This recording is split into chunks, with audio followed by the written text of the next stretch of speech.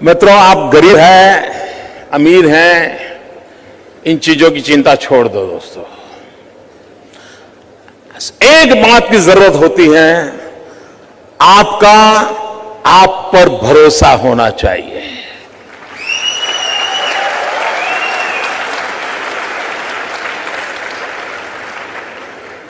मित्रों, मेरे परिवार में 7 पीढ़ी में राजनीति का रवि मालूम नहीं है। मेरे परिवार में कोई राजनीति क्या होती कुछ पता नहीं मेरे परिवार में। और मेरा बैकग्राउंड भी बिल्कुल सामान्य गरीब परिवार का है। आप में से बहुत कम लोगों को मालूम होगा, मैंने पहली बार अभी 2 दिन पहले दिल्ली में आया था तो पहली बार अपने मुंह से मैं बोला था, मित्रों मैं बचपन में रेल के डिब्बे में चाय बेचता था।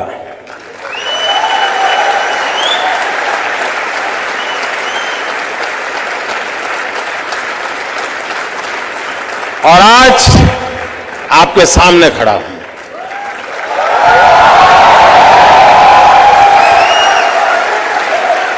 और इसलिए दोस्तों, आप ये चिंता छोड़ दीजिए आपका बैकग्राउंड क्या है। बिल्कुल घबराइए मत दोस्तों।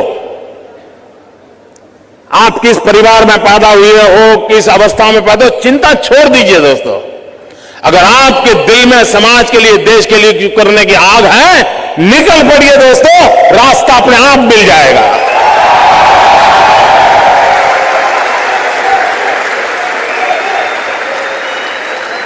लेकिन मित्रों, लेना पाना बनना, ये ख्वाब लेके चलोगे तो ख्वाब ख्वाब ही रह जाएगा।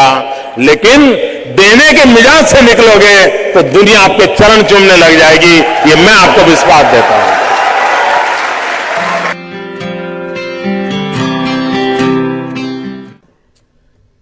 स्टार्टअप, मैं कल एडम से बात कर रहा था तो बड़ा इंटरेस्टिंग है, उसको मिलने जैसा है। उसको हिंदुस्तान की स्पिरिचुअल दुनिया में बड़ा इंटरेस्ट है। लेकिन उसने मुझे एक बात अच्छी बताई। वो कह रहा है जो पैसे कमाने के इरादे से आता है वो कभी स्टार्टअप कर ही नहीं सकता।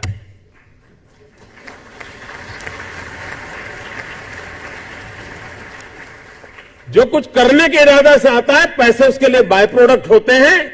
और आप सबने देखा होगा कि आप लोगों ने जब शुरू किया होगा तब आपने बैंक बैलेंस क्या होगा ये कभी नहीं सोचा होगा। लेकिन किसकी जिंदगी में क्या बदलाव लाता हूं यह सोचा होगा, तब हुआ होगा।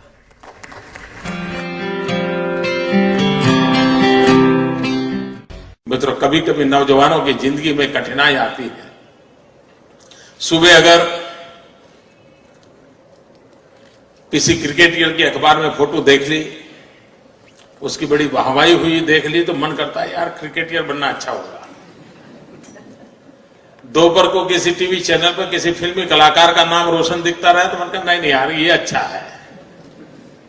शाम को किसी डॉक्टर ने बहुत अच्छा काम किया है देख लिया तो मन करता है यार ये अच्छा है। यानी कई नौजवान मिलेंगे आपको, हफ्ते में 3 नई नई योजनाएं बताएंगे और आप भी परेशान हो गए। यार पिछले हफ्ते तो कह रहा था कि मुझे बिजनेसमैन बनना है और इस हफ्ते कह रहा है नहीं मुझे तो पॉलिटिशियन बनना है। मित्रों, ज्यादातर लोग ऐसे हैं जिनकी इच्छाएं रोज जन्म लेती हैं और ज्यादातर इच्छाओं का बाल मृत्यु हो जाता है। मित्रों, ऐसी क्या इच्छा होती है जिसका बाल मृत्यु हो जाए?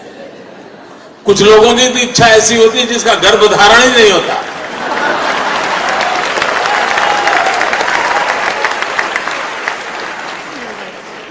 और मित्रों, कुछ लोग होते हैं जिनकी इच्छाएं रोज बदलती रहती है। और जब इच्छाएं रोज बदलती रहती है तो आपके साथी आपको क्या कहते हैं? आपको यही कहेंगे यार छोड़ो, वो तो बड़ा तरंगी है, वो सुबह शाम नई नई चीजें सोचता रहता है, वो बेकार है यार, वो तो ऐसे ही उटपटांग बातें करता है। ऐसे कैसा ही होता है ना।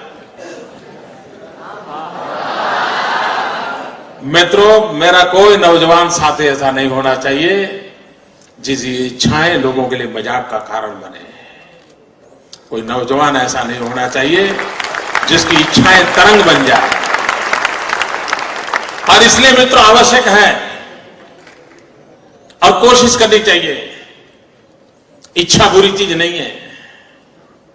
लेकिन इच्छाओं को बदलते रहना बुरी चीज है। इच्छाएं स्थिर होनी चाहिए, और अगर इच्छा स्थिर है तो संकल्प बनती है, और संकल्प में जब परिश्रम जुड़ता है तो सिद्धि बन जाती है। और इसलिए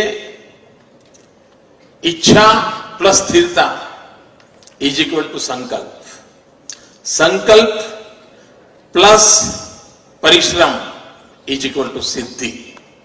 इस छोटे से अर्थ अलजेब्रा के समीकरण को लेकर के हम जिंदगी को बनाने की कोशिश करेंगे तो मैं मानता हूं मित्रों कि हम जीवन में कभी विफल नहीं हो सकते।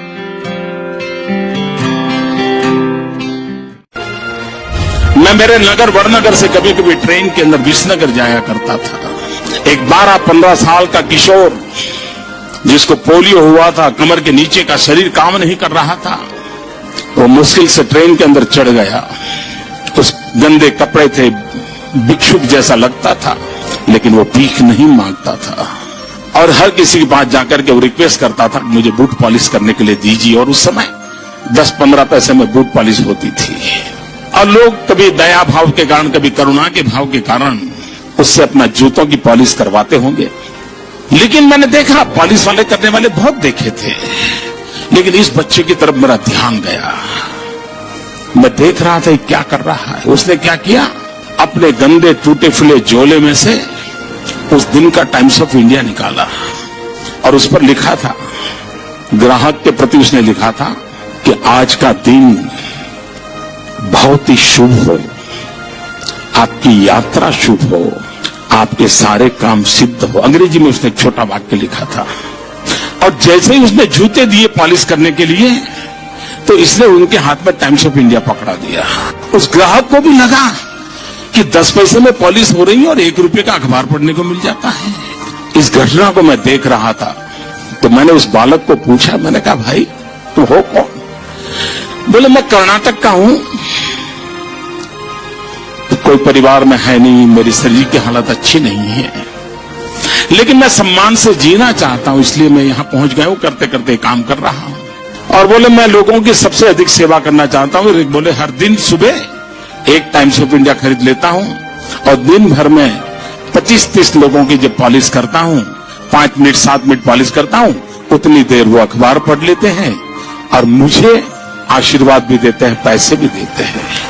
मैंने इस दृश्य को देखा तब मुझे गीता पूरी तरह समझ आ गई। मुझे लगा इसको कहते हैं योग कर्मशु कौशलम।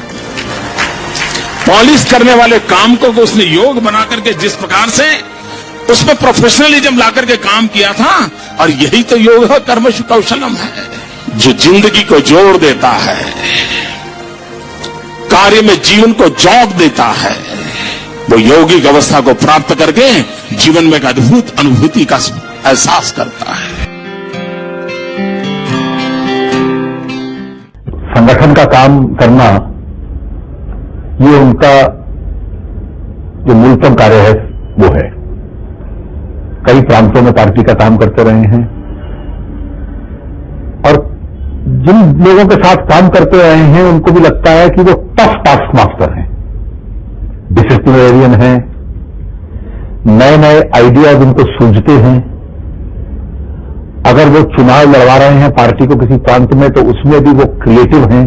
संगठन को और मजबूत कैसे बनाना, पार्टी का नेटवर्क और कैसे, या उसका बेस कैसे और भी ब्रॉड बनाना, वो उसमें अच्छी तरह से उनकी शक्ति का वो उपयोग करते हैं। ऑर्गेनाइजेशन तो बहुत अच्छा करते ही हैं, इसलिए तो यहाँ भी काफी ऑर्गेनाइजेशन ड्यूटीज उनको दी जाती है। So that there is no question that he is very good organiser. राजनीतिक के रूप में मैं ये मान सकता हूँ कि उनकी और हमारी विचारधारा में चाहे जितनी भी भिन्नता हो, और वो अपनी विचारधारा के प्रति प्रतिबद्ध राजनीतिक है।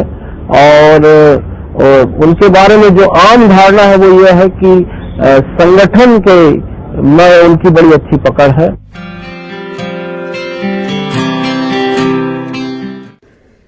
क्योंकि ज्यादातर ये फर्स्ट जनरेशन एंटरप्रेन्योर है, ऑल स्टार्टअप्स। और जब कुछ सोचा होगा, नहीं बेटे अपना काम नहीं, तो कहीं नौकरी कर ले। शुरू में जब दोस्तों ने सुना होगा, बहुत मजाक उड़ाया होगा, उपहास किया होगा, जाते आते आपको उसी उपनाम से सुनाते होंगे, ये कुछ करने वाला है, ये करने वाला है।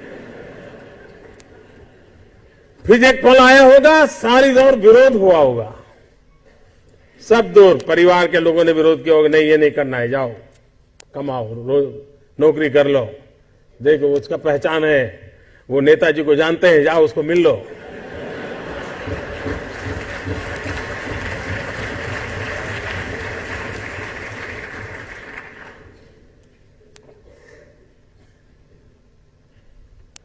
उस विरोध के बावजूद भी जो टिके होंगे, आज सब लोग कहते होंगे कि यार इसने तो कमाल कर दी, कुछ ऐसा मुझे भी करना है।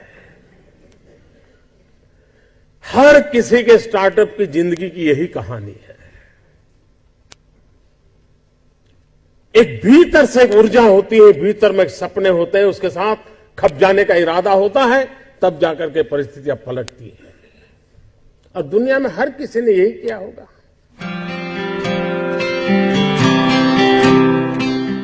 आपके जीवन में आप उस अवस्था में है, उस अवस्था में इतना पसीना बहाना चाहिए, इतना पसीना बहाना चाहिए, साथियों को लगना चाहिए कि यार ये एक बड़ा अवसर ऐसा है, खुद मेहनत करता है तो और औरों को कभी कहना नहीं पड़ता है, फिर सब लोग दौड़ते हैं।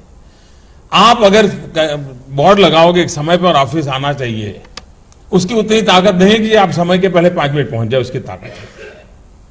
आप अफसरों को कहेंगे भाई सप्ताह में 1 दिन दौरा करना चाहिए, रात को गांव में रुकना चाहिए, 2 दिन रुकना चाहिए, उतनी ताकत नहीं है कि जब तक हम जाकर के रुके।